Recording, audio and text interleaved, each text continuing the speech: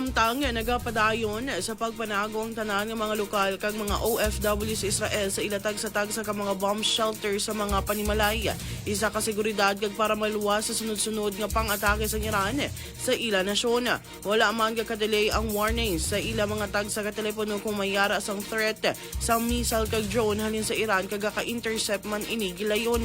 Sa interview sa Star FM Bacolod kay Jenaline Mangiat, isa ka overseas Filipino worker sa Israel, ginkigbahin sini nga ang ilang nga ginatiniran nga bomb shelter amon isang isa ka kwarto nga human sa mga metal kag bakod nga mga materyales. Sa yari ang tingog ni Jenaline Mangiat.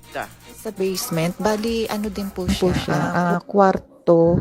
Kaya lang po talaga as in yung kwarto niya is makapal po yung mga at saka puro yung mga bakal na ginamit at saka mga semento. So kahit po tamaan ng mga simpleng rockets, hindi po siya tatagos or hindi po papasok sa loob or magigiba.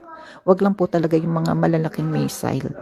Siya sa base. Nga ang tingog ni Jenaline Mangiat, overseas Filipino workers sa Israel. Ang Iran ang padayon nga nagabalos pagkatapos kinatake sa US Israel ang ila pungsod kag naulamid ang isa ka eskwelahan kung sa diin hindi magnubo sa 50 ang napatay nga mga kabataan. Napatay man sa pagpangomba ang supreme leader sang Iran kaupod ang iyang apo.